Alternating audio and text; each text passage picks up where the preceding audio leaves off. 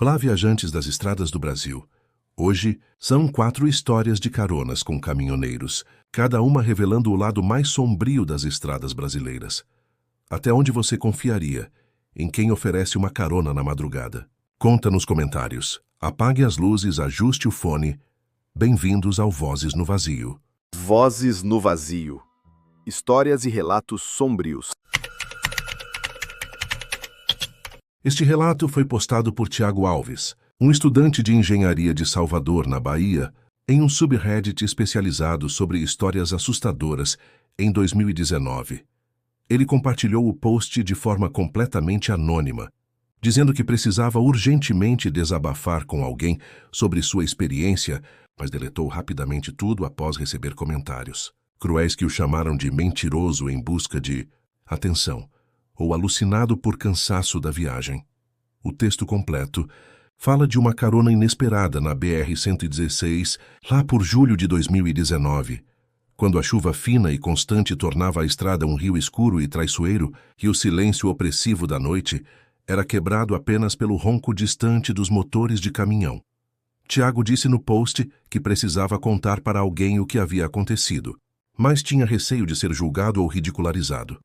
Vou ler o post dele na íntegra, respeitando as pausas que ele fez, para vocês sentirem o frio que subiu pela espinha dele. É uma daquelas histórias que te faz pensar 2 vezes antes de aceitar carona de desconhecidos. Ei, galera do fórum. Meu nome é Tiago Alves, tenho 22 anos, curso Engenharia Civil na UFBA em Salvador, e estou no 5º semestre. Isso que vou contar aconteceu comigo em julho de 2019, e eu juro pela minha mãe que é verdade. Não estou inventando nada para ganhar karma ou atenção. Eu estava voltando de uma viagem de fim de semana para a Feira de Santana, onde fui visitar meus tios e primos que não via há meses. Peguei o ônibus interestadual da rodoviária em São Paulo, que fazia o trajeto completo até Salvador, com algumas paradas técnicas no caminho. Mas no meio da viagem, exatamente na BR-116, na altura do interior da Bahia, próximo ao município de Vitória da Conquista, o motor do ônibus pifou completamente sem aviso. Foi de repente e assustador. Um barulho alto de explosão vindo do capô, fumaça preta e densa saindo de todas as frestas, e o motorista gritando desesperadamente para todos os passageiros descerem imediatamente. A estrada estava completamente deserta naquela hora da noite, com mato alto e denso dos 2 lados, formando uma parede vegetal impenetrável, e o céu escuro como breu porque estava chovendo aquela chuva fina e persistente, que molha tudo devagar, mas não para nunca. Ficamos ali parados, aproximadamente 15 passageiros assustados e impacientes, esperando o reboque, que o motorista havia chamado pelo rádio da empresa, mas o sinal de celular era absolutamente zero naquela região. O motorista, um homem de meia-idade com ar cansado, disse que o reboque ia demorar no mínimo 4 horas para chegar, talvez até amanhecer, porque a oficina mais próxima ficava em Vitória da Conquista. Eu estava extremamente impaciente e preocupado.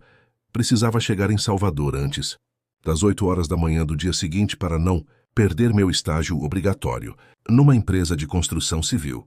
Então, contra todos os conselhos de segurança que minha mãe sempre me deu, resolvi tentar pedir carona para os caminhões que eventualmente passavam pela estrada. Eu sei perfeitamente que é perigoso, mas naquela hora desesperadora, pareceu a única opção viável. Posicionei-me estrategicamente no acostamento, acenando com uma lanterna improvisada do celular toda vez que via faróis se aproximando. O primeiro caminhão passou em alta velocidade, nem reduziu a marcha, provavelmente nem notou nossa presença. O segundo buzinou 2 vezes e seguiu reto sem parar, provavelmente achando que éramos assaltantes armando uma emboscada. Mas o terceiro diminuiu visivelmente a velocidade, piscou os faróis altos 2 vezes como sinal e encostou lentamente no acostamento. Era um Volvo antigo, modelo dos anos 90, com a cabine branca completamente suja de lama da estrada e um adesivo desbotado de Nossa Senhora Aparecida colado no canto do para-brisa. Desci correndo a pequena encosta ao lado da estrada, acenando energicamente para mostrar que era apenas um passageiro em apuros, e o motorista abriu a porta pesada da cabine. "Para onde o senhor vai?" Perguntei ofegante, tentando ser educado. Ele apenas apontou para frente com o dedo indicador, sem pronunciar uma única palavra, apenas um gesto seco de cabeça confirmando que eu poderia subir. Subi agradecendo efusivamente, aliviado por ter conseguido a carona, e me acomodei no banco acolchoado do passageiro.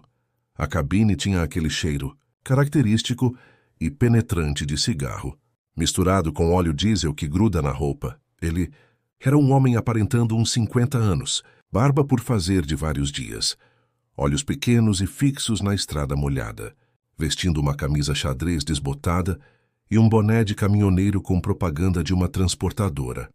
Não disse oi. Não perguntou meu nome ou destino. Não fez nenhum comentário sobre o tempo ou a estrada. Simplesmente acelerou com força, fazendo o motor diesel roncar alto contra a chuva que aumentava de intensidade. Pensei comigo mesmo, que cara mais quieto e estranho. Mas qualquer coisa era melhor que ficar andando debaixo da chuva, no meio do nada. A estrada estava praticamente vazia àquela hora da madrugada, apenas alguns faróis ocasionais cortando a neblina que subia do asfalto molhado, e o limpador de para-brisa rangia irritantemente como unha arranhando o quadro. Tentei várias vezes puxar conversa para quebrar o silêncio constrangedor. Muito movimento hoje na estrada? Ele apenas balançava a cabeça de forma quase imperceptível, sem desviar os olhos do asfalto. Faz tempo que o senhor trabalha com caminhão. Mais um balançar de cabeça. Nenhuma palavra. Foi então que notei algo peculiar no painel do caminhão. Havia várias fotos antigas coladas com fita adesiva amarelada.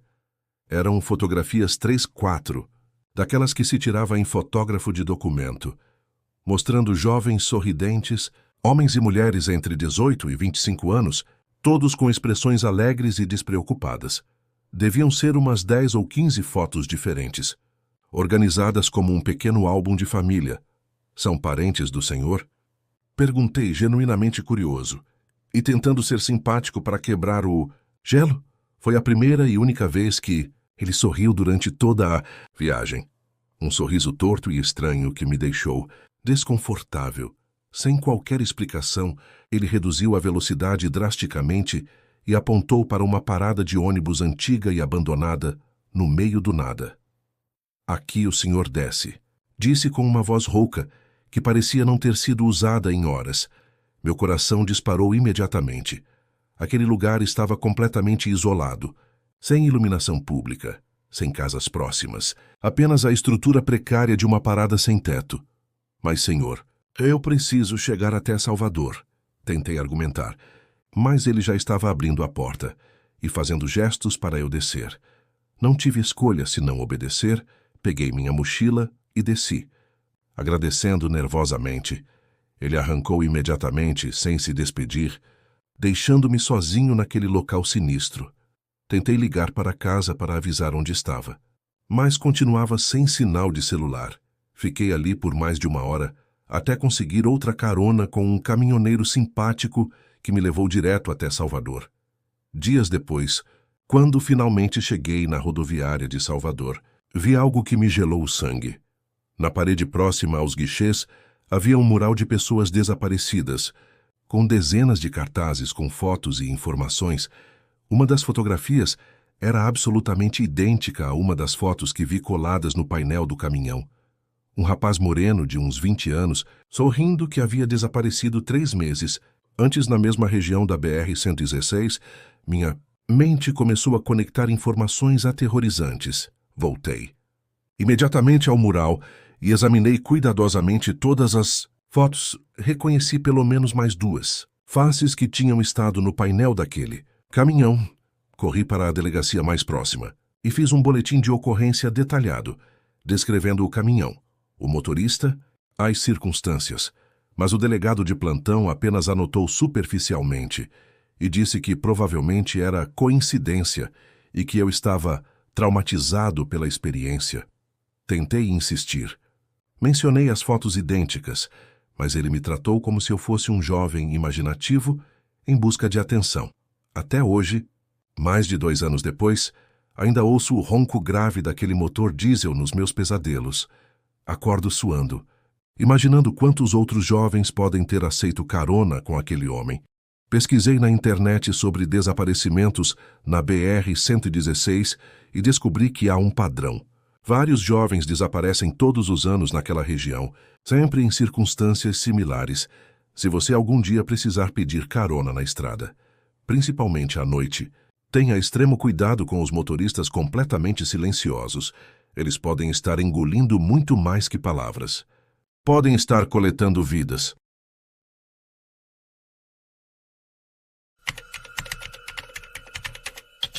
Este relato é de um fórum antigo de caminhoneiros, repostado em 2020, por um usuário que disse ter encontrado o texto completo em um arquivo de backup de um site extinto. O autor original, que se identificava apenas como Caminhoneiro do Sul, descrevia detalhadamente sua experiência sobrenatural em uma estrada rural no interior do Paraná. Lá por 2005, quando as rodovias eram muito mais desertas e o celular mal conseguia pegar sinal em regiões afastadas, ele postou no fórum para desabafar sobre algo que não conseguia esquecer. Mas o thread foi deletado pelos moderadores após receber comentários zombeteiros chamando de história de pescador inventada para assustar novatos. Vou ler o texto dele na íntegra, respeitando as pausas que ele fez. Para vocês sentirem o frio daquela estrada, é uma daquelas histórias que te faz olhar 2 vezes para o banco do passageiro durante uma viagem noturna. Ei, rapaziada do fórum. Meu nome é Caminhoneiro do Sul. Tenho 45 anos na época dos fatos que vou narrar e sou caminhoneiro profissional há mais de 20 anos.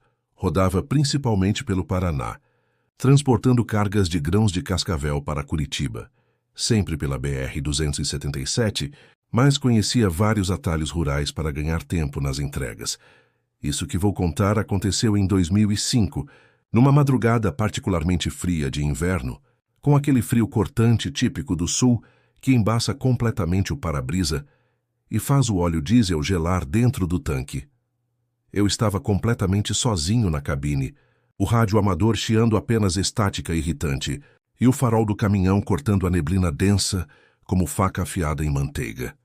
A estrada que escolhi era uma secundária rural, dessas de asfalto remendado e esburacado, com mato alto e cerrado dos 2 lados, formando uma parede verde, impenetrável.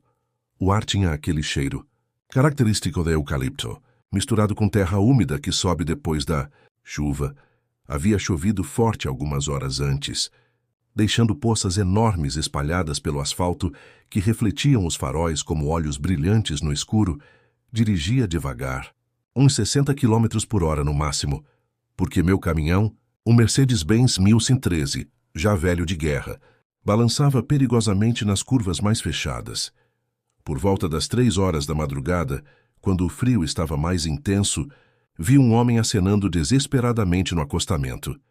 Ele usava um chapéu de abas largas na cabeça e carregava uma mochila velha no ombro. Parei imediatamente, pensando comigo mesmo, coitado do cara, deve estar há horas no frio assim. Ele subiu na cabine agradecendo efusivamente. Muito obrigado, parceiro. Estou tentando chegar em Curitiba antes do amanhecer. Se acomodou silenciosamente no banco do passageiro, que rangeu caracteristicamente sob o peso, e partimos em silêncio. No começo, a conversa fluiu de forma completamente normal. Ele se apresentou educadamente como seu Antônio, disse ter 50 anos e que trabalhava como viajante de comércio, vendendo ferramentas para oficinas mecânicas. Falava pouco e de forma pausada, com uma voz rouca e áspera como se tivesse fumado cigarros a vida inteira. Eu tentava manter a conversa animada para espantar o sono. Essa estrada é perigosa à noite, né, seu Antônio? Antigamente tinha muito assalto por aqui. Ele assentiu calmamente, mantendo os olhos fixos na estrada escura. É verdade, mas melhorou bastante nos últimos anos. Hoje em dia é bem mais tranquila, mas foi então que ele começou a descrever um acidente rodoviário com detalhes que me gelaram. Completamente à espinha, o senhor lembra daquele quilômetro 45 que vamos passar daqui a pouco? Se perguntou com voz casual. Uns anos atrás, um caminhão carregado capotou exatamente ali naquela curva fechada. O motorista estava cansado demais, cochilou no volante e o veículo saiu da pista, virando completamente. O pobre homem ficou preso nas ferragens retorcidas, gritando por socorro. Mas ninguém passou pela estrada para ouvir durante horas. O corpo ficou ali, esmagado no meio do ferro retorcido, sangrando até o amanhecer. Eu ri nervosamente, tentando quebrar a tensão. Nossa, que história terrível, seu Antônio.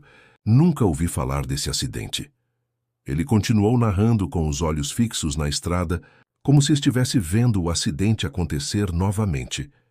O sangue do motorista escorreu lentamente para o asfalto, formando uma grande poça vermelha que nem a chuva conseguia lavar completamente. O caminhão era muito parecido com o seu, Mercedes azul escuro, carregando grãos de milho e soja. Meu coração disparou imediatamente. Meu caminhão era exatamente azul escuro e estava carregado com grãos. Perguntei com a voz trêmula: "Como o senhor sabe a cor do meu caminhão e o tipo da carga?" Ele se virou lentamente para mim e sorriu de forma estranha. "Eu vi tudo acontecer, meu amigo. O acidente foi comigo." Poucos minutos depois, passamos exatamente pelo quilômetro 45 e vi o local que ele havia descrito. Havia marcas escuras no asfalto, pedaços de ferragens enferrujadas espalhados no mato alto, destroços que pareciam estar ali há anos. Tudo, exatamente como ele havia narrado em detalhes. Meu suor gelou. Instantaneamente, virei rapidamente para o lado para fazer algum comentário sobre a coincidência, mas o banco do passageiro estava completamente vazio. Apenas o chapéu dele havia caído no chão da cabine, e a mochila havia simplesmente desaparecido. O caminhão continuava seguindo sozinho pela estrada. Friei em pânico total, fazendo o veículo parar com um chiado dos pneus no asfalto molhado, daí saltei da cabine. O frio da madrugada mordeu minha pele exposta. Procurei desesperadamente ao redor do caminhão, gritando: "Seu Antônio! Onde o senhor está?" Nenhum sinal dele em lugar nenhum. A estrada estava completamente deserta. Apenas o som do vento frio balançando as árvores. Fiquei ali parado por vários minutos, tentando processar o que havia acontecido. Peguei o chapéu do chão da cabine. Estava gelado como se tivesse ficado horas no frio. Dias depois, quando voltei para Curitiba, decidi passar na rodoviária principal para tomar um café. Foi lá que vi algo que me deixou em choque. Total. Na parede próxima aos banheiros havia um mural com cartazes de pessoas desaparecidas. Uma das fotografias mostrava exatamente o rosto do seu Antônio. O cartaz informava que ele havia desaparecido em 2003, 2 anos antes do meu encontro, exatamente naquela região da estrada rural. Segundo as informações, ele era mesmo vendedor de ferramentas e havia sido visto pela última vez pedindo carona próximo ao quilômetro 45. Meu sangue gelou. Completamente. Voltei correndo ao local do acidente e conversei com moradores da região. Confirmaram que houve mesmo um acidente fatal ali em 2003. Um vendedor viajante chamado Antônio havia capotado sozinho na curva durante a madrugada. O corpo foi encontrado apenas na manhã seguinte por um fazendeiro. Desde então, vários caminhoneiros relataram avistamentos de um homem de chapéu pedindo carona exatamente no mesmo local. Voltei para casa completamente abalado. Ainda hoje, mais de 15 anos depois, acordo suando quando ouço vozes no rádio do caminhão às 3 horas da madrugada. Mudei completamente minha rota. Nunca mais passei por aquela estrada rural. Pesquisei sobre o assunto e descobri que há vários relatos similares de caroneiros fantasmas nas rodovias do interior do Paraná. Pessoas que morreram em acidentes e continuam tentando chegar ao seu destino. Se você pega a estrada à noite, principalmente essas secundárias desertas, tenha muito cuidado com caronas que aparecem de repente. Elas podem estar carregando muito mais que uma simples mochila. Podem estar carregando histórias que nunca tiveram final.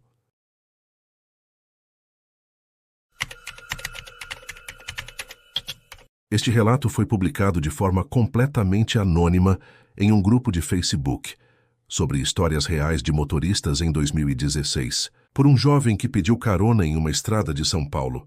Ele descreveu detalhadamente sua experiência perturbadora com um caminhoneiro que transportava antiguidades suspeitas, e o post foi rapidamente deletado. após receber comentários agressivos que o chamaram de mentiroso em busca de atenção. Vou ler o texto dele na íntegra, respeitando as pausas que ele fez, para vocês sentirem o mistério da estrada. É uma daquelas histórias que te faz olhar 2 vezes para o retrovisor durante uma viagem. Ei, pessoal do grupo, meu nome não importa para esta história, mas vamos me chamar de Felipe para facilitar. Tinha 19 anos na época dos fatos, em 2016, e estava voltando de uma viagem de fim de semana para Campinas, onde fui visitar uns tios e primos que não via há meses. Peguei um ônibus interestadual da rodoviária do Tietê, em São Paulo, que fazia o trajeto até o interior. Mas no meio do caminho, exatamente na altura de Jundiaí, o pneu traseiro furou. O motorista disse que ia demorar no mínimo 3 horas para conseguir um pneu substituto e fazer o reparo. A estrada era a Anhanguera, uma das mais movimentadas do estado. Numa noite particularmente abafada de verão, daquelas que o ar fica denso e úmido, cheirando intensamente a asfalto quente, misturado com mato, ressecado, eu estava extremamente impaciente e preocupado. Precisava chegar em casa antes das 7 horas da manhã para não perder meu emprego numa loja de departamentos. Então, contra todos os conselhos de segurança que sempre ouvi, resolvi arriscar pedir carona para os caminhões que passavam constantemente. Eu sabia perfeitamente que era perigoso, mas naquela hora desesperadora pareceu a única opção viável. Posicionei-me no acostamento com uma lanterna improvisada, acenando para os veículos pesados. O primeiro caminhão passou em alta velocidade. Nem reduziu a marcha. O segundo buzinou 2 vezes e seguiu em frente, provavelmente desconfiado. Mas o terceiro diminuiu visivelmente a velocidade, piscou os faróis altos como sinal e encostou no acostamento. Era um Mercedes-Benz antigo, modelo dos anos 80, com a cabine branca completamente suja de poeira da estrada. Estava carregado com uma carga volumosa, coberta por uma lona preta impermeável, parecendo transportar móveis grandes ou objetos similares. Subi agradecendo profusamente, aliviado por ter conseguido a carona, e me acomodei no banco acolchoado do passageiro. A cabine tinha um cheiro peculiar e marcante de cigarro misturado com madeira velha, como se transportasse móveis antigos há muito tempo. O motorista era um homem aparentando uns 50 anos, com barba por fazer de vários dias, olhos visivelmente cansados pela longa jornada, vestindo uma camisa xadrez desbotada e um boné verde do Palmeiras. Ele acenou educadamente como cumprimento. Acelerou com cuidado, e partimos em direção a São Paulo. A estrada estava relativamente escura àquela hora da madrugada, apenas os faróis do caminhão cortando a neblina fina que subia naturalmente do asfalto ainda quente. Tentei iniciar uma conversa para quebrar o silêncio. "Para onde o senhor está levando essa carga?" Ele respondeu de forma concisa. Antiguidades diversas, móveis velhos, espelhos antigos, quadros e retratos de época. Vendo tudo em São Paulo para colecionadores. No painel do caminhão havia um crucifixo de madeira pendurado. Balançando constantemente com o tremor do motor diesel, no retrovisor central, um pequeno santo de gesso estava amarrado com barbante. Foi então que comecei a notar algo estranho.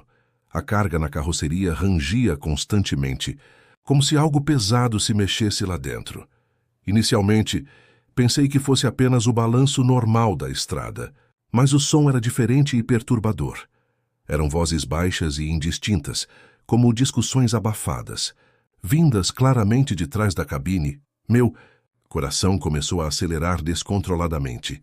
Olhei instintivamente para o retrovisor lateral e vi algo que me assustou profundamente. Vultos escuros, formas humanas surgindo e desaparecendo entre os móveis cobertos pela lona preta. Deve ser ilusão de ótica, causada pelo cansaço, murmurei para mim mesmo, tentando me tranquilizar. Mas o motorista notou meu olhar preocupado e disse com voz séria: "Não fica olhando para trás, rapaz. Essa carga é muito velha e tem muita história acumulada." Nos minutos seguintes, o som das vozes aumentou consideravelmente em intensidade. Sussurros claros, como pessoas discutindo em voz baixa, mas agitada. O caminhão balançava muito mais que o normal para aquela velocidade e tipo de estrada. Decidimos parar em um posto de gasolina cujo neon azul e branco piscava intermitentemente na chuva fina que começava a cair, o frentista, um homem magro usando o boné da empresa, se aproximou automaticamente para abastecer o tanque. Mas quando olhou diretamente para a carroceria coberta, parou abruptamente. Não vou me aproximar dessa carga, chefe. Estou ouvindo sussurros saindo lá de dentro, como se tivesse gente brigando. O motorista deu uma risada forçada. É só o vento passando pela lona. Amigo! Mas o frentista balançou a cabeça categoricamente, fazendo o sinal da cruz. Não, senhor, isso é assombração mesmo. Já vi carga assim antes, antiguidade que traz espírito grudado junto. Meu suor gelou instantaneamente. Voltamos para a estrada. O motor diesel roncando pesadamente, e perguntei com voz trêmula: "O que tem exatamente nessa carga, seu motorista?" Ele me olhou com um sorriso torto e inquietante. Antiguidades diversas, como eu disse, mas algumas têm donos antigos que não querem se desapegar de seus pertences. O clímax da experiência aconteceu quando parei para urinar em um ponto escuro e isolado da estrada. Ao retornar para o caminhão, o motorista estava completamente imóvel e silencioso. O sussurro havia se transformado em gritos distintos. Vozes humanas claras discutindo violentamente. "Devolve isso. Essa peça é minha. Foi roubada da minha casa. Meu Deus." As vozes pareciam vir literalmente de dentro da lona, como se houvesse pessoas presas na carroceria. Gritei em pânico. "Para o caminhão imediatamente." Ele obedeceu e parou no acostamento. Saltei desesperadamente da cabine e corri para o mato ao lado da estrada, esperando até outro veículo passar para pedir ajuda. Dias depois, quando finalmente cheguei em São Paulo, vi algo na rodoviária que confirmou meus piores temores. Havia um mural com cartazes de objetos roubados em residências da região. Um dos itens mostrava a foto de um espelho antigo ornamentado, absolutamente idêntico ao que eu havia visto. Refletido no retrovisor do caminhão, meu sangue gelou completamente.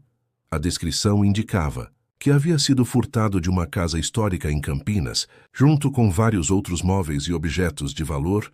Corri imediatamente para a delegacia mais próxima e fiz um boletim de ocorrência detalhado, descrevendo o caminhão, o motorista, a carga suspeita. Mas o delegado de plantão apenas anotou superficialmente e disse que era coincidência e que eu estava traumatizado pela experiência. Tentei insistir, mencionando as vozes e os objetos roubados, mas ele me tratou como se eu fosse um jovem com imaginação fértil. Até hoje, anos depois, ainda acordo no meio da madrugada ouvindo aquelas vozes, desesperadas pedindo de volta seus pertences. Pesquisei na internet sobre roubos de antiguidades e descobri que há uma rede criminosa especializada em furtar objetos históricos de casas antigas. Muitas famílias nunca recuperam suas heranças familiares. Se você algum dia precisar pedir carona na estrada, principalmente à noite, tenha extremo cuidado com caminhões transportando cargas cobertas. Eles podem estar carregando muito mais que simples mercadorias. Podem estar transportando a história roubada e a angústia de pessoas que perderam suas memórias mais preciosas.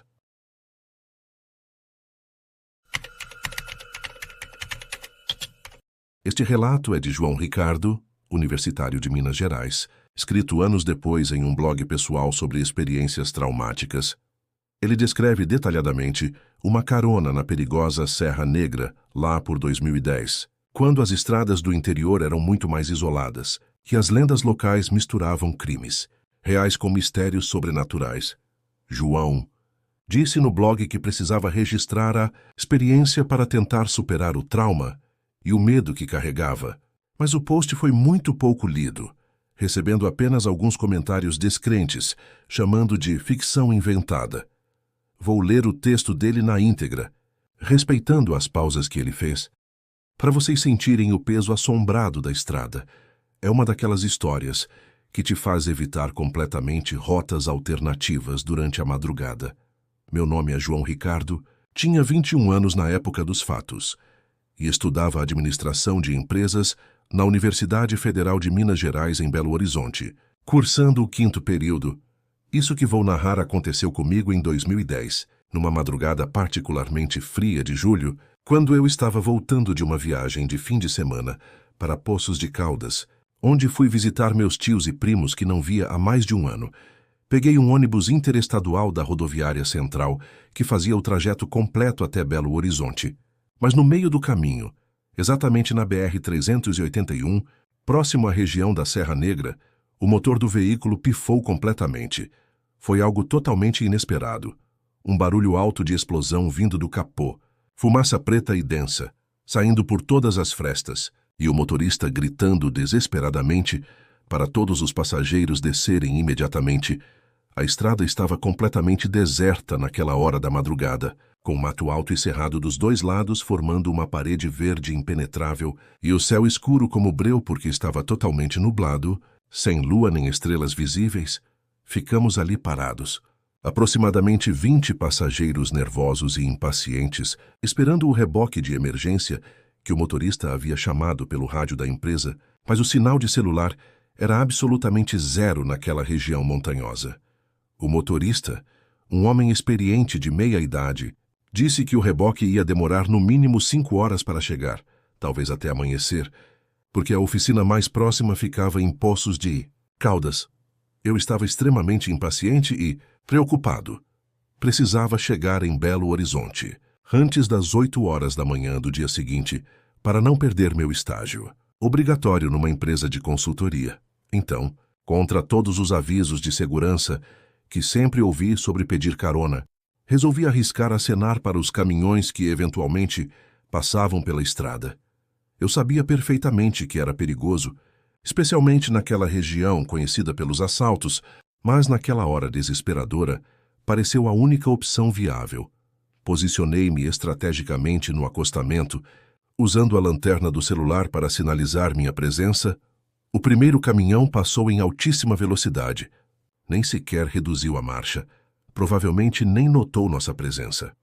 O segundo buzinou 2 vezes e seguiu reto sem parar, provavelmente desconfiando que fosse uma armadilha de assaltantes. Mas o terceiro diminuiu consideravelmente a velocidade, piscou os faróis altos várias vezes como sinal e encostou cuidadosamente no acostamento. Era um Scania antigo, modelo dos anos 80, com a cabine vermelha completamente desbotada pelo tempo e intempéries, ostentando um adesivo amarelado de Nossa Senhora Aparecida colado no canto direito do para-brisa. Desci correndo a pequena encosta ao lado da estrada, acenando energicamente para mostrar que era apenas um passageiro em apuros, e o motorista abriu a porta pesada da cabine. "Para onde o senhor está indo?" a perguntei educadamente, tentando demonstrar que não era uma ameaça. Ele apenas apontou para frente com o dedo indicador, sem pronunciar uma única palavra, apenas um gesto seco de cabeça indicando que eu poderia subir. Subi agradecendo profusamente, aliviado por ter conseguido a carona, e me acomodei no banco acolchoado do passageiro. A cabine tinha aquele cheiro característico e penetrante de cigarro forte misturado com óleo. Diesel que impregna todas as superfícies. Ele que era um homem aparentando uns 50 anos, com barba por fazer de vários dias, olhos pequenos e constantemente fixos na estrada escura, vestindo uma camisa xadrez desbotada e um boné de caminhoneiro sem identificação. Não disse oi, não perguntou meu nome ou destino, não fez nenhum comentário sobre o tempo ou as condições da estrada. Simplesmente acelerou com determinação, fazendo o motor diesel roncar alto contra o silêncio da madrugada. Pensei comigo mesmo, que cara mais quieto e reservado. Mas qualquer coisa era melhor que ficar parado no meio do nada, esperando até amanhecer. A estrada estava praticamente vazia àquela hora, apenas alguns faróis esporádicos, cortando a neblina fria que começava a subir das montanhas, e o limpador de para-brisa rangia irritantemente como unha arranhando o quadro. Tentei várias vezes puxar conversa para quebrar o silêncio constrangedor. Muito movimento hoje na estrada, né? Ele apenas balançava a cabeça de forma quase imperceptível, sem jamais desviar os olhos do asfalto escuro. "Faz tempo que o senhor trabalha com transporte?"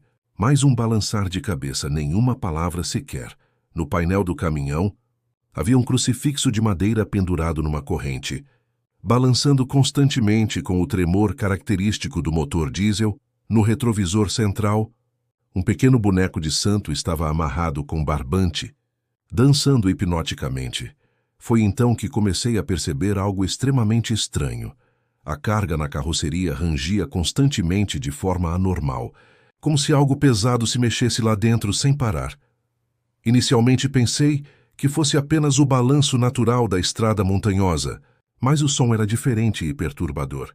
Eram vozes baixas e indistintas, como pessoas discutindo em voz abafada, vindas claramente de trás da cabine onde ficava a carga. Meu coração começou a acelerar descontroladamente. Olhei instintivamente para o retrovisor lateral e vi algo que me aterrorizou. Vultos escuros, formas humanas surgindo e desaparecendo entre os objetos cobertos pela lona escura. Deve ser ilusão de ótica causada pelo cansaço e pela neblina, murmurei para mim mesmo, tentando me acalmar, mas o motorista notou meu olhar preocupado e disse pela primeira vez com voz rouca: "Não fica olhando para trás, rapaz. Essa carga é muito velha e tem muita história pesada." Nos minutos seguintes, o som das vozes aumentou consideravelmente em intensidade. Sussurros claros e distintos. Como pessoas discutindo violentamente em voz baixa, o caminhão balançava muito mais que o normal para aquela velocidade e tipo de estrada. Decidimos parar em um posto de gasolina isolado, cujo neon azul e branco piscava intermitentemente na chuva fina que começava a cair sobre as montanhas. O frentista, um homem extremamente magro, usando boné da empresa e expressão cansada, se aproximou automaticamente da bomba para abastecer, mas quando olhou diretamente para a carroceria, coberta pela lona, parou abruptamente. "Não vou me aproximar dessa carga aí, chefe. Estou ouvindo sussurros saindo lá de dentro." Como se tivesse gente brigando feio, o motorista deu uma risada forçada e artificial. "É só o vento da serra passando pela lona." "Amigo, relaxa." Mas o frentista balançou a cabeça categoricamente, fazendo repetidamente o sinal da cruz. "Não, senhor, isso é assombração pesada mesmo. Já vi carga assim antes. Antiguidade roubada que traz espírito grudado junto." Meu suor gelou instantaneamente nas costas. Voltamos para a estrada sinuosa, o motor diesel roncando pesadamente contra as subidas da serra, e perguntei com voz visivelmente trêmula: "O que tem exatamente nessa carga, seu motorista?" Ele se virou para mim com um sorriso torto e extremamente inquietante. "Antiguidades diversas, como sempre. Mas algumas dessas peças têm donos antigos que não querem se desapegar de seus pertences de jeito nenhum." O clímax da experiência aconteceu quando paramos em um ponto completamente escuro e, isolado para eu urinar, ao retornar para o caminhão, o motorista estava imóvel como uma estátua, e os sussurros haviam se transformado em gritos desesperados. Eram vozes humanas absolutamente claras, discutindo violentamente. "Devolve isso agora. Essa peça é minha família. Foi roubada da minha casa." Meu Deus, essas vozes parecem vir literalmente de dentro da lona. Pensei apavorado. Gritei em pânico total. "Para o caminhão imediatamente." Ele obedeceu e estacionou no acostamento. Saltei desesperadamente da cabine e corri para o mato denso ao lado da estrada, me escondendo até outro veículo passar. Esperei mais de 2 horas até conseguir outra carona com um motorista de ônibus que me levou direto até Belo Horizonte. Dias depois, quando passei pela rodoviária central, vi algo no mural de avisos que confirmou todos os meus piores temores. Havia vários cartazes de objetos roubados em casas históricas da região, incluindo a foto de um espelho antigo, ornamentado. Era absolutamente idêntico ao que eu havia visto refletido no retrovisor do caminhão naquela noite. Meu sangue gelou completamente. A descrição detalhada indicava que o espelho havia sido furtado de uma fazenda centenária em Poços de Caldas, junto com dezenas de outros móveis e objetos de valor histórico. Corri imediatamente para a delegacia especializada e fiz um boletim de ocorrência extremamente detalhado, descrevendo o caminhão, as características físicas do motorista, a carga suspeita. Mas o delegado responsável apenas anotou superficialmente as informações e disse que era coincidência e que eu estava traumatizado pela experiência noturna. Tentei insistir veementemente, mencionando as vozes sobrenaturais e a correlação com os objetos roubados, mas ele me tratou como se eu fosse um universitário com imaginação excessivamente fértil. Até hoje, mais de uma década depois, ainda acordo suando no meio da madrugada ouvindo aquelas vozes, desesperadas pedindo de volta seus pertences. Familiares, eu pesquisei extensivamente na internet sobre roubos de antiguidades na região da Serra Negra e descobri que há uma rede criminosa extremamente organizada, especializada em furtar objetos, históricos de fazendas e casarões antigos. Muitas famílias tradicionais nunca conseguem recuperar suas heranças centenárias. Mais perturbador é que vários motoristas relataram experiências similares naquela mesma estrada. Se você algum dia precisar aceitar carona na estrada, principalmente durante a madrugada em regiões isoladas, tenha extremo cuidado com caminhões transportando cargas cobertas e motoristas excessivamente silenciosos. Eles podem estar transportando muito mais que simples mercadorias. Podem estar carregando a história roubada de famílias inteiras e a angústia eterna de espíritos que se recusam a abandonar seus pertences. Se você sobreviveu a este relato e deseja ouvir outras histórias que habitam a penumbra da realidade, inscreva-se no canal e ative o sino do medo. Há muitas outras portas para serem abertas na escuridão.